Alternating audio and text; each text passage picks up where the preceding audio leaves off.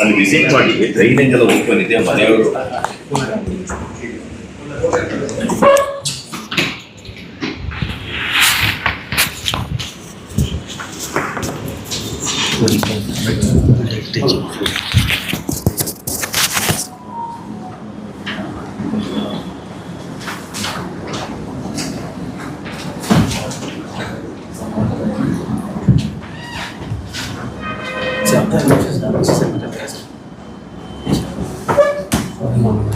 Hello C Geetha ward second cross KGF ಅಲ್ಲಿ ರಸ್ತೆ ಮಾಡಿದ್ದಾರೆ. ಅದೇನು ನಗರಸಭೆಯವರು ಮಾಡಿದ್ದಾರೆ, ನೀವು ಮಾಡಿದಾರೇನು?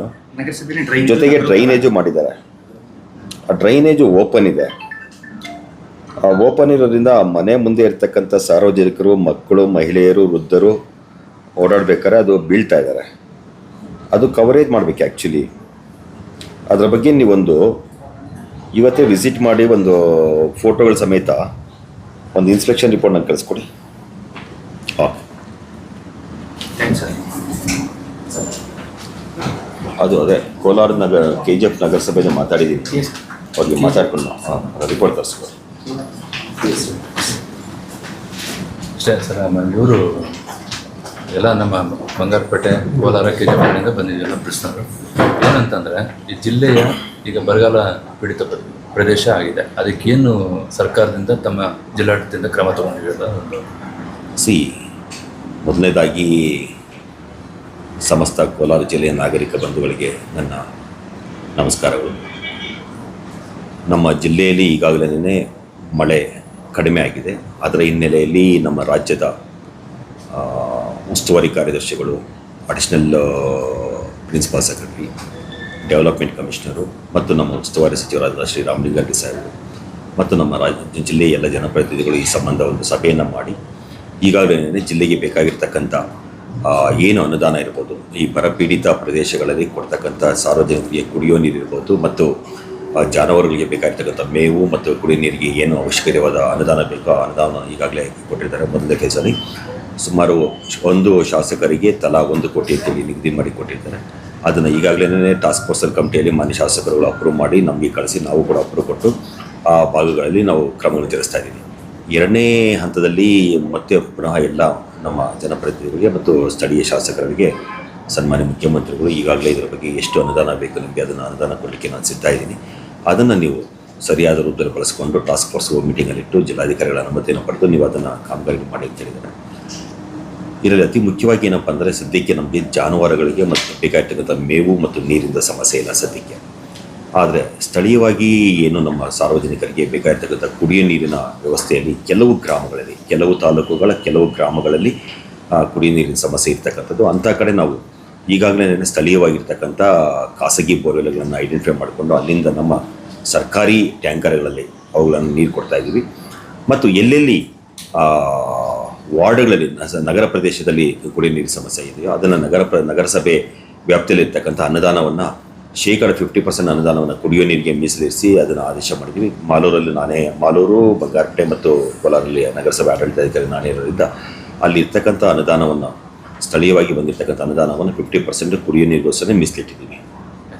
ಮತ್ತು ಈ ಬೆಳೆ ವಿಮೆದು ಅದು ಯಾವ ರೀತಿ ಅಧಿಕಾರಿಗಳು ಸ್ಪಂದನೆ ಮಾಡ್ತಾ ಇದ್ದಾರೆ ಸರ್? ಇದುವರೆಗೂ ರೈತರಿಗೆ ಅದ್ರ ಬಗ್ಗೆ ಅರಿವು ಇಲ್ಲ ಅಂತ ಕೇಳಬೇಕು. ಈಗಾಗಲೇ ಈ ಸಂಬಂಧ ಏನು ನಮಗೆ ಬೆಳೆ ವಿಮೆ ಬಗ್ಗೆ ಇದೆಯೋ, ನಮ್ಮ ಮಾಲೂರಲ್ಲಿ ಪರ್ಟಿಕ್ಯುಲರ್ಲಿ ಮುಳಬಾಗ್ಲು ತಾಲೂಕಲ್ಲಿ ಈ ಸಂಬಂಧ ಕಡಲೆಕಾಯಿ ಏನು ವಿಮೆ ಮಾಡಿಸಿದ್ರು ಅದು ಆಗಸ್ಟ್ 14ರಂದು ಮುಗಿದೋಗಿತ್ತು. ಮತ್ತೆ ಅದಕ್ಕೆ ಪುನಃ ಎಕ್ಸ್ಟೆನ್ಷನ್ ಕೊಟ್ಟಿದ್ದಾರೆ, ಅದು ಕೂಡ ವಿಮೆ ಮಾಡ್ತಾಯಿದ್ವಿ. ಮತ್ತು 25% ಅಂದರೆ ಬಿತ್ತನೆ ಹಾಕಿದಾದ್ಮೇಲೆ 25% ಏನು ಬೆಳವಣಿಗೆ ಆಗಬೇಕು ಅಂಥ ಸಂದರ್ಭದಲ್ಲಿ ಆಗಿರ್ತಕ್ಕಂಥ ನಷ್ಟಕ್ಕೆ ನಾವು ಈಗಾಗಲೇ ಸಭೆಯನ್ನು ಮಾಡಿ ಅವರಿಗೆ ಪರಿಹಾರವನ್ನು ಕೊಡಬೇಕಂತ ಈಗಾಗಲೇ ಸಂಬಂಧಪಟ್ಟ ವಿಮೆ ತಂಡದ ಮ್ಯಾನೇಜರು ಮತ್ತು DGM ಜೊತೆ ಮಾತಾಡಿ ನಾವು ಅಪ್ರೂವ್ ಮಾಡಿ ಗೌರ್ಮೆಂಟ್ಗೆ ವಿಮೆ ಹಣ ಬಿಡುಗಡೆ ಮಾಡಿ ಕಳಿಸ್ಕೊಟ್ಟಿದ್ದೀವಿ. ಎರಡನೇದು ಉಳಿದ ತಾಲೂಕುಗಳಲ್ಲಿ ರಾಗಿಗೂ ಕೂಡ ಏನು ಬಿತ್ತನೆ ಮಾಡಿ 25% ನಷ್ಟ ಆಗಿದೆಯೋ ಅದಕ್ಕೂ ಕೂಡ ವಿಮೆ ಮಾಡಲಿಕ್ಕೆ ಸುಮಾರು ದಿನಾಂಕವನ್ನು ಕೂಡ ನಾವು ಎಕ್ಸ್ಟೆನ್ಷನ್ಗೆ ಬರೆದಿದ್ದೀವಿ. ಗೌರ್ಮೆಂಟ್ ಅಪ್ರೂವ್ ಮಾಡಿ ದಿನಾಂಕವನ್ನು ಕೂಡ ಎಕ್ಸ್ಟೆನ್ಷನ್ ಮಾಡಿಕೊಟ್ಟಿದ್ದಾರೆ. ಟೆರ್ಷಿಯರಿ ಟ್ರೀಟ್ಮೆಂಟ್ ಮಾಡಬೇಕು ಅಂತ ಕೋಲಾರ ಜಿಲ್ಲೆ ಜನತೆ ಬೇಡಿಕೆ ಇತ್ತು. ಸರ್ಕಾರ ಮುಂದೆನೂ ಇರ್ತದೋ. ಈಗ ಜನ ನೀರಿನ ಬೋರ್ಡಿಗೆ ಆ KCB ಅಲ್ಲಿ ಸರಿಯಾಗಿ ಉಪಯೋಗನೂ ಆಗ್ತಾಯಿಲ್ಲ, ಎರಗೋಳ್ದು ಬರ್ತಾ ಇಲ್ಲ, ಈ ಕಡೆ ಎತ್ತಿನೊಳೆದು ಬರ್ತಾ ಇಲ್ಲ. ಇದಕ್ಕೆ ಯಾವ ರೀತಿ ಇಲ್ಲ, ಈಗಾಗಲೇ ಸನ್ಮಾನ್ಯ ಉಸ್ತುವಾರಿ ಸಚಿವರು ಮತ್ತು ನಮ್ಮ ಜಿಲ್ಲೆಯ ಜನಪ್ರತಿನಿಧಿಗಳು ನಿನ್ನೆ ಸನ್ಮಾನ್ಯ ಮುಖ್ಯಮಂತ್ರಿಗಳನ್ನ ಭೇಟಿ ಮಾಡಿ ನಮ್ಮ ಎತ್ತಿನ ಹೊಳೆ ಯೋಜನೆಯನ್ನು ಇನ್ನು 1 ವರ್ಷದ ಒಳಗಡೆ ನೀರು ತರ್ತೀವಿ ಅಂತೇಳಿ ನಿನ್ನೆ ಅವ್ರಿಗೆ ಮಾತು ಕೊಟ್ಟಿದ್ದಾರೆ. ಎರಡನೇದು ಎರಗೋಳು ವಿಚಾರದಲ್ಲಿ ಏನು 184-185 ವಿಲೇಜ್ಗಳಿಗೆ ಕುಡಿಯೋ ನೀರಿನ ಯೋಜನೆಯನ್ನು ಇವರು ಮಾಡಿದ್ದಾರೆ. ಅದರ ವಿಚಾರವಾಗಿ ಕೂಡ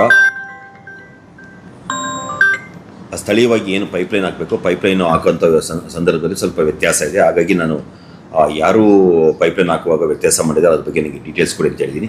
ಎರಡನೇದಾಗಿ ಆ ಎರಗೋಳು ಭಾಗಕ್ಕೆ ಏನು ನಮ್ಮದು ನೀರು ಮೂಲ ಇದೆಯೋ ಆ ನೀರಿನ ಮೂಲ ಜಲಮೂಲಗಳು ಬರ್ತಕ್ಕಂಥ ದಾರಿಯಲ್ಲಿ ಸ್ವಲ್ಪ ಒತ್ತುವರಿ ಆಗಿದೆ ಅಂತೇಳಿ ಅದನ್ನು ಕೂಡ ನಾವು ಒತ್ತುವರಿ ತೆರವು ಮಾಡಲಿಕ್ಕೆ ಕೂಡ ನಾನು ಕ್ರಮ ವಹಿಸಬೇಕಂತ ನಾನು ಸಂಬಂಧಪಟ್ಟಾಗೆ ಆದೇಶ ಮಾಡಿದ್ದೀನಿ. ನಮಗೇನಾದ್ರು ಈಗ ಅಧಿವೇಶನ ನಡೀತಾ ಇರೋದ್ರಿಂದ 28ರವರೆಗೂ ಎಲ್ಲೂ ಕೂಡ ಕೇಂದ್ರ ಸ್ಥಾನ ಬಿಟ್ಟು ಹೋಗೋಕ್ಕಾಗ್ತಾ ಇಲ್ಲ. ಮತ್ತು ತಮಗೆ ಗೊತ್ತಿರೋಂಗೆ ಆಗಸ್ಟ್ 15 ಒಂದು ಕಾರ್ಯಕ್ರಮ ಇತ್ತು, 80ನೇ ಸ್ವಾತಂತ್ರ್ಯೋತ್ಸವ ಕಾರ್ಯಕ್ರಮ ಇತ್ತು, ಮತ್ತು 3ನೇ ತಾರೀಕು ಮಾಲೂರಲ್ಲಿ ಸನ್ಮಾನ್ಯ ಮುಖ್ಯಮಂತ್ರಿಗಳ ಕಾರ್ಯಕ್ರಮ ಇತ್ತು. ಹಾಗೂ ತಮಗೆ ಗೊತ್ತಿರೋಂಗೆ ನಾನು ಬಂದಿದ್ದು ಆಗಸ್ಟ್ 1ರಿಂದ ಜಾಯ್ನ್ ಆಗಿದ್ದೀನಿ. ಸೊ ಇವತ್ತಿಗೆ ಸುಮಾರು 17 ದಿವಸ ಮುಗಿದು 18ನೇ ದಿವಸ ಇರ್ತಾ ಇದ್ದೀನಿ. ಇನ್ನೊಂದು 10 ಡೇಸಲ್ಲಿ ನಮಗೆ ಅಧಿವೇಶನ ಮುಗೀತು. 28 ಮುಗಿದ ಮೇಲೆ ನಾನೇ ಖುದ್ದು ಎರಗೋಳು ಮತ್ತು ಮಾರ್ಕಂಡೇಯ ಎರಡೂ ಕೂಡ ವಿಸಿಟ್ ಮಾಡ್ತಾ ಇದ್ದೀನಿ. ಜೊತೆಗೆ ನಮ್ಮ ಭಾಗಗಳಲ್ಲಿ ವಿವಿಧ ತಾಲೂಕಿನ ವಿವಿಧ ಗ್ರಾಮಗಳಲ್ಲಿ ಬೇಕಾಗಿರ್ತಕ್ಕಂಥ ಕುಡಿಯುವ ನೀರಿನ ಸಂಬಂಧ ಖುದ್ದು ನಾನೇ ಕೂಡ ಹೋಗ್ತಾ ಇದ್ದೀನಿ. ಮತ್ತು ನಮ್ಮ ಜನಪ್ರತಿನಿಧಿಗಳು ಅಥವಾ ನಮ್ಮ ಶಾಸಕರ ಜೊತೆ ಈ ಬಗ್ಗೆ ಈಗಾಗಲೇ ನಾನು ಮಾತಾಡಿದ್ದೀನಿ. ತಾವು ತಮ್ಮ ಅಧ್ಯಕ್ಷತೆಯಲ್ಲಿ ಒಂದು ಟಾಸ್ಕ್ ಫೋರ್ಸನ್ನು ಮಾಡಿ ಕಳಿಸಿದ್ದೀರಿ ಸರ್. ಅದರ ಬಗ್ಗೆ ಈಗಾಗಲೇ ನಾವು ಕ್ರಮಗಳನ್ನು ವಹಿಸಿದ್ದೀರಿ. 2ನೇ ಹಂತಕ್ಕೆ ಬೇಕಾಗಿರ್ತಕ್ಕಂಥ ನೀವು ಅನುದಾನಕ್ಕೆ ಸಂಬಂಧಪಟ್ಟಾಗೆ ನೀವು ಸ್ಥಳೀಯ ಮಟ್ಟದಲ್ಲಿ ಒಂದು ಟಾಸ್ಕ್ ಫೋರ್ಸ್ ಮಾಡಿ ನಮಗೆ ಕಳಿಸ್ಕೊಂಡು ಅದಕ್ಕೂ ಕೂಡ ಅಪ್ರೂವ್ ಮಾಡ್ತೀನಿ. ಮತ್ತು ಖುದ್ದು ಅಲ್ಲಿ ಏನು ನೀವು ಬೋರ್ವೆಲ್ ಕೊಡಲಿಕ್ಕೆ ಕ್ರಮ ವಹಿಸ್ತಿದ್ರೆ ಆ ಬೋರ್ವೆಲ್ ಕೊರೆಯುವಂಥ ಸಂದರ್ಭದಲ್ಲಿ ಅದು ಆಗಿರ್ತಕ್ಕಂಥ ಆಳ, ಉದ್ದ ಮತ್ತು ಅದು ಆಗಿರ್ತಕ್ಕಂಥ ಪೈಪ್ಲೈನ್ ಕೇಸಿಂಗು ಅದ್ರ ಬಗ್ಗೆ ನಾವೇ ಖುದ್ದು ತನಿಖೆ ಮಾಡ್ತೀವಿ ಅಂತೇಳಿ ವೆರಿಫೈ ಮಾಡ್ತೀವಿ ಅಂತ ಕೂಡ ತಿಳಿಸಿದ್ದೀವಿ. ಸೊ ಹಾಗಾಗಿ ತಾವು ಹೇಳ್ದಾಗೆ ಒಂದು ಎತ್ತಿನ ಹೊಳೆ ಯೋಜನೆ ಬಗ್ಗೆ ಈಗಾಗಲೇ ನಮ್ಮ ಸನ್ಮಾನ್ಯ ಮುಖ್ಯಮಂತ್ರಿಗಳು ನಿನ್ನೆ ಆಶ್ವಾಸನೆ ಕೊಟ್ಟಿದ್ದಾರೆ. ಎರಗೋಳು ವಿಚಾರವಾಗಿ ಅಲ್ಲಿ ಪೈಪ್ಲೈನ್ ಸಮಸ್ಯೆ ಇದೆ, ಅದ್ರ ಬಗ್ಗೆ ಅಟೆಂಡ್ ಮಾಡ್ತೀವಿ. ಮತ್ತು ಭಾಗಕ್ಕೆ ಬರ್ತಕ್ಕಂಥ ನೀರಿನ ಮೂಲ ಜಲಮೂಲದ ಬಗ್ಗೆ ಒತ್ತುವರಿ ಇದೆ, ಅದನ್ನು ತೆರವುಗೊಳಿಸಲಿಕ್ಕೆ ಕ್ರಮ ವಹಿಸ್ತಾ ಇದ್ದೀವಿ. 28ರ ನಂತರ ಕ್ರಮ ವಹಿಸ್ತೀವಿ. ಜಿಲ್ಲೆಯಲ್ಲಿ ಭೂ ಹಗರಣಗಳು ಮತ್ತು ಭೂ ಒತ್ತುವರಿಗಳು ಜಾಸ್ತಿ ಆಗಿದ್ದಾವೆ. ಮತ್ತು ಸರ್ಕಾರಿ ಅಧಿಕಾರಿಗಳು ಫೋರ್ಜರಿ ಸಹಿಗಳೊಂದಿಗೆ ಜಮೀನುಗಳನ್ನು ಮಾರಾಟ ಮಾಡಿಲ್ಲ. ಅದ್ರ ಬಗ್ಗೆ ನಾನು ಕೇಳಿದ್ದೀನಿ, ನನಗೆ ಇನ್ನೂ ಮಾಹಿತಿ ಬಂದಿಲ್ಲ. ಸೊ ಇವತ್ತು ಕೂಡ ಕೆಲವರು ಬಂದಿದ್ದರು, ಸಾರ್ವಜನಿಕರು ಕೆಲವು ದಾಖಲೆಗಳನ್ನು ಕೊಟ್ಟೋಗಿದ್ದಾರೆ. ಅದನ್ನು ವೆರಿಫೈ ಮಾಡದೆ ನಾನು ಅದಕ್ಕೆ ಉತ್ತರ ಕೊಡೋದು ಸೂಕ್ತ ಅಲ್ಲ. ವೆರಿಫೈ ಮಾಡಿ ನಂತರ ಮುಂದಿನ ಕ್ರಮಗಳು ತಿಳಿಸ್ತೀನಿ. ಮುಳಬಾಲ್ನಲ್ಲಿ ಇತ್ತೀಚೆಗೆ ಭಾರಿ ಮಳೆ ಬಂತು ಸರ್. ಕೆರೆಗಳು ತುಂಬಿ ನೀರಿನ ಕಾಲುವೆಗಳ ಮುಖಾಂತರ ಆಂಧ್ರಕ್ಕೆ ಹೋಯ್ತು. ಬಟ್ ಅದನ್ನೇ ಚೆಕ್ ಡ್ಯಾಮ್ ಮಾಡಿ ಆ ಕೆರೆ ಒತ್ತುವರಿಗಳನ್ನು ಏನಾದರೂ ಉಳಿಸಿದ್ರೆ ಈ ನೀರಿಗೆ ಇನ್ನೂ 1-2 ವರ್ಷ ನಾವು ಡಿಪೆಂಡ್ ಮಾಡ್ಕೊಂತ ಇದ್ವಿ. ಅತಿ ಹೆಚ್ಚು ನೀರು ಬಂದಿರುವಂಥ ಕೆರೆಗಳು ತುಂಬಿ ಆಂಧ್ರ ಕಡೆ ತುಂಬ ಹೋಯ್ತು. ತಾವು ಹೇಳಿದ್ದು ಸರಿ ಇದೆ. ಸೊ ಕಳೆದ ಬಾರಿ ಒಂದು ಸುಮಾರು 11ನೇ ತಾರೀಕು ಸನ್ಮಾನ್ಯ ಉಸ್ತುವಾರಿ ಸಚಿವರು ಬಂದಿದ್ದರು, ರಾಮಲಿಂಗಾರೆಡ್ಡಿ ಸಾಹೇಬರು. ಅವತ್ತು ಎಲ್ಲ ಜನಪ್ರತಿನಿಧಿಗಳು ಕೂಡ ಇದ್ದರು. ಅವತ್ತು ಕೂಡ ಇದ್ರ ಬಗ್ಗೆ ಚರ್ಚೆ ಆಯಿತು. ಏನು ತಾವು ನರೇಗಾ ಹೋಗಿ ವಿಜಿ ರಾಮ್ಜಿ ಅಂತ ಬಂದಿದೆ, ಅದರಲ್ಲಿ ಅತಿ ಹೆಚ್ಚು ಕಾರ್ಯಕ್ರಮಗಳನ್ನು ಕುಡಿಯೋ ನೀರಿರ್ಬೋದು ಅಥವಾ ನೀರಿನ ಸಂರಕ್ಷಣೆ ಇರ್ಬೋದು, ಜಲ ಸಂರಕ್ಷಣೆಗಳಿಗೆ ಹೆಚ್ಚು ಒತ್ತು ಕೊಟ್ಟಿರ್ತಕ್ಕಂಥದ್ದು. ಜಿಲ್ಲಾ ಪಂಚಾಯತ್ CO ಅವರಿಗೆ ಅದರಲ್ಲಿ ನೀವು ಅತಿ ಹೆಚ್ಚು ಕಾರ್ಯಕ್ರಮಗಳನ್ನು ನೀವು ಅದರಲ್ಲಿ ತಗೋಬೇಕು. ಅದು ಇಂಡಿವಿಜುವಲ್ ಕಾಮಗಾರಿ ಇರ್ಬೋದು, ಸಮುದಾಯ ಕಾಮಗಾರಿ ಇರ್ಬೋದು, ಘಟಕದ ಕಾಮಗಾರಿಗಳಿರ್ಬೋದು, ಎಲ್ಲವನ್ನೂ ಕೂಡ ನೀರು ಮತ್ತು ನೀರಿನ ಸಂರಕ್ಷಣೆಗೆ ಬೇಕಾಗಿರ್ತಕ್ಕಂಥ ತಾವು ಹೇಳಿದಾಗೆ ಚೆಕ್ ಡ್ಯಾಮ್ಸ್ ಇರ್ಬೋದು. ಸೊ ಅಲ್ಲಿ ಬೇಕಾಗಿರ್ತಕ್ಕಂಥ ಒಂದು ಸಣ್ಣ ಸಣ್ಣ ಕಟ್ಟೆಗಳಿರ್ಬೋದು, ಗೋಕಟ್ಟೆಗಳಿರ್ಬೋದು, ಅದನ್ನು ನಿರ್ಮಾಣ ಮಾಡಲಿಕ್ಕೆ ಕೂಡ ಸನ್ಮಾನ್ಯ ಸಚಿವರು ಡೈರೆಕ್ಷನ್ ಕೊಟ್ಟಿದ್ದಾರೆ. ಅದ್ರ ಬಗ್ಗೆ ನಾವು CO ಅವರು ಕೂಡ ಒಪ್ಕೊಂಡಿದ್ದಾರೆ. ಅದ್ರ ಮೇಲೇ ಆ್ಯಕ್ಷನ್ ಪ್ಲ್ಯಾನು ರೆಡಿ ಆಗಿದೆ. ಸೊ ತಮಗಿನ್ನೂ ಏನಾದರೂ ಯಾವುದಾದ್ರೂ ಭಾಗದಲ್ಲಿ ಇಂಥ ಜಾಗದಲ್ಲಿ ಚೆಕ್ ಡ್ಯಾಮ್ಸ್ ಬೇಕು ಮತ್ತು ಈ ಥರ ಕಟ್ಟೆಗಳು ಬೇಕಂತೇಳಿ ನೀವು ನಮಗೆ ಲಿಖಿತವಾಗಿ ಕೊಟ್ಟರೆ ಅದನ್ನು ಕೂಡ ನಾನು ಡೈರೆಕ್ಷನ್ ಕೊಟ್ಟು CO ಅವ್ರಿಗೆ ಮಾಡಿಸ್ಕೊಡ್ತೀನಿ. ಆಲ್ರೆಡಿ ಕೊಡುಮಲೆಯಲ್ಲಿ ಒಂದು ಮಾಡಿತ್ತು ಸರ್, ಅದು ಪೆಂಡಿಂಗ್ ಎಲ್ಲ ಇದೆ. ದೊಡ್ಡ ಮಟ್ಟದಲ್ಲಿ ಅದೇನಾದ್ರು ಬಂದರೆ ಮುಳಬಾಲ್ ಟೌನ್ಗೆಲ್ಲ ನೀರಾಗುತ್ತೆ. ಅಲ್ಲಿ ನೀರೇನಾದರೂ ಒಂದು ಕೆಲಸ ಮಾಡಿ, ಅಲ್ಲಿ ಸ್ಥಳೀಯವಾಗಿ ಯಾರಾದರೂ ತಮಗೆ ಗೊತ್ತಿರೋರಿದ್ದ ನನಗೆ ಒಂದು ಅರ್ಜಿ ಕೊಡಿ ಕೇಳಿ, ಅದ್ರ ಮೇಲೆ ನಾನು ಆದೇಶ ಮಾಡಿ CO ಅವ್ರಿಗೆ ಕಳಿಸ್ಕೊಡ್ತೀನಿ. ಖಂಡಿತವಾಗಿ ನಾನು ಗ್ರಾಮ ಸಭೆಗಳು ನಡೀತಾನೆ ಇಲ್ಲ ಸರ್. ಮುಖ್ಯವಾಗಿ ಎಲ್ಲ ಗ್ರಾಮ ಸಭೆಗಳಲ್ಲಿ ಒಂದು ಕೂಡ ನಡೀತಾ ಇಲ್ಲ. ಪ್ರತಿಯೊಂದು ಇದನ್ನು ಗ್ರಾಮಸ್ಥರು ಒಂದು ಕಚೇರಿಗಳಲ್ಲಿ ನಡೀತಾ ಇರ್ತಾರೆ. ಅಲ್ಲಿ ಗ್ರಾಮಸ್ಥರು ಹೋಗಿ ಗ್ರಾಮ ಸಭೆಗಳು ನಡೆದರೆ ಉತ್ತಮವಾಗಿ. ತಮಗೆಲ್ಲ ಗೊತ್ತಿರ್ಬೋದು, ಈಗಾಗಲೇ ಸನ್ಮಾನ್ಯ ಮುಖ್ಯಮಂತ್ರಿಗಳು ಪ್ರಪ್ರಥಮ ಬಾರಿಗೆ ಒಂದು ಪ್ರಜಾ ಸೇವಾ ಇಲಾಖೆ ಅಂತೇಳಿ ಸ್ಥಾಪನೆ ಮಾಡಿ, ಸೊ ಅದಕ್ಕೆ ಒಬ್ಬ ಅಡಿಷನಲ್ ಚೀಫ್ ಸೆಕ್ರೆಟರಿ ಅಂತೇಳಿ ನಮ್ಮ ಹರ್ಷಗುಪ್ತಾ ಸಾಹೇಬನ್ನ ನೇಮಕ ಮಾಡಿದ್ದಾರೆ. ಅದರ ಮೇಲೆ ಆದೇಶ ಮಾಡಿದ್ದಾರೆ. ಸೊ ತಹಶೀಲ್ದಾರ್ಸು ಮತ್ತು ಶಾಸಕರುಗಳು ಯಾವ ದಿನಾಂಕದಂದು ನೀವು ಸಭೆಗಳನ್ನು ಮಾಡಬೇಕು, ಮತ್ತು ಎ.ಸಿಗಳು ಮತ್ತು ಶಾಸಕರು ಯಾವ ದಿನಾಂಕ ಸಭೆಯನ್ನು ಮಾಡಬೇಕು, ಮತ್ತು ಜಿಲ್ಲಾ ಉಸ್ತುವಾರಿ ಸಚಿವರು ಮತ್ತು DC ಮತ್ತು ಸಿ ಅವರು ಯಾವ ದಿನಾಂಕ ಸಭೆ ಮಾಡಬೇಕಂತ. ಆ್ಯಕ್ಚುಲಿ 28 ಮುಗಿದ ಮೇಲೆ ತುರ್ತಾಗಿ ಅದು ಪ್ರತಿ ವಾರ ನನ್ನ ಪ್ರಕಾರ 2ನೇ ಶನಿವಾರ, 3ನೇ ಶನಿವಾರ, 4ನೇ ಶನಿವಾರ, 1ನೇ ಶನಿವಾರ 4 ವಾರಗಳು ನಡೀತದೆ.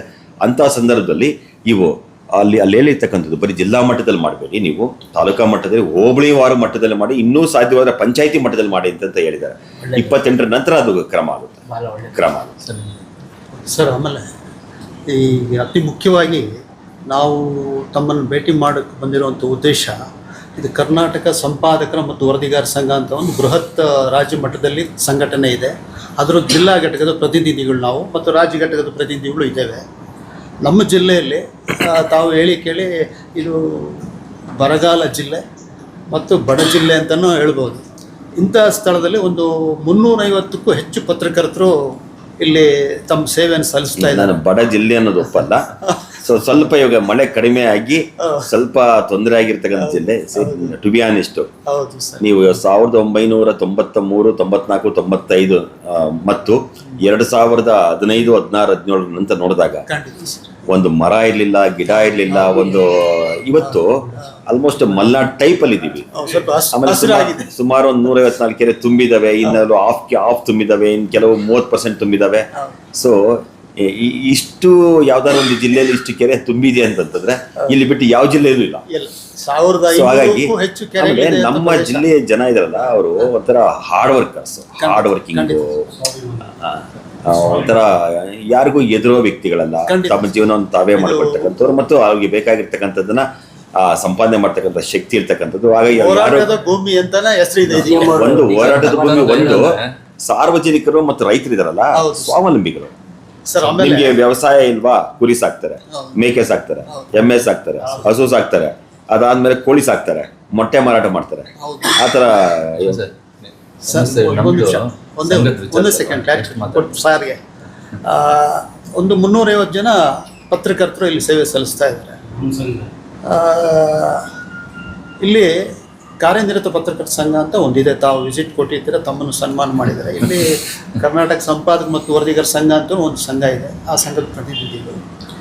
ಸೊ ಇಲ್ಲಿ ಸರ್ಕಾರದ ಸವಲತ್ತುಗಳು, ಪತ್ರಕರ್ತರಿಗೆ ಅಂತ ಕೊಟ್ಟಂಥ ಸವಲತ್ತುಗಳು ತಮ್ಮ ಅಧ್ಯಕ್ಷತೆಯಲ್ಲಿ ಒಂದು ಸರಿಯಾದ ಪ್ರಮಾಣದಲ್ಲಿ ಇತರೆ ಪತ್ರಕರ್ತರಿಗೂ, ಅಂದರೆ ಈ ಎಲ್ಲರೂ ಒಂದೇ ಸಂಘಟನೆಯಲ್ಲಿ ಇರೋಕ್ಕೆ ಸಾಧ್ಯ ಇಲ್ಲ, ಅದು ತಮಗೂ ಗೊತ್ತಿದೆ. ಯಾಕೆಂದರೆ ಪತ್ರಕರ್ತರಲ್ಲೇ ಭಿನ್ನತೆ ಇರ್ತದೆ, ವಿಭಿನ್ನತೆ ಇರ್ತದೆ. ಹಾಗಾಗಿ ಇನ್ನೊಂದು ಕಡೆ ಇರುವಂಥ ಒಂದು ಪತ್ರಕರ್ತರನ್ನ ನೀವು ಭಿನ್ನಾಭಿಪ್ರಾಯ ಅಂತ ಹೇಳ್ತಾ ಇಲ್ಲ, ಭಿನ್ನತೆ ಅಂತ ಹೇಳ್ತಾ ಇದ್ದೀರಿ. ಭಿನ್ನತೆ ಅದು ಅವರವರ ವೃತ್ತಿ ಪರವಾಗಿ ಇರೋ. ಯಾವ್ದು ಸರ್? ಕೋಲಾರನೇ. ಅಲ್ಲ, ಯಾವ ಏರಿಯಾ? ಗೌರಿಪೇಟೆ. ಕಲಾವಿದ ವಿಷ್ಣು ಅಂತ ಕೇಳಿರ್ತೀರ? ನಾನು ಇಲ್ಲೇ ಓದಿದ್ದೆ, ಕೇಳಿದ್ದೆ.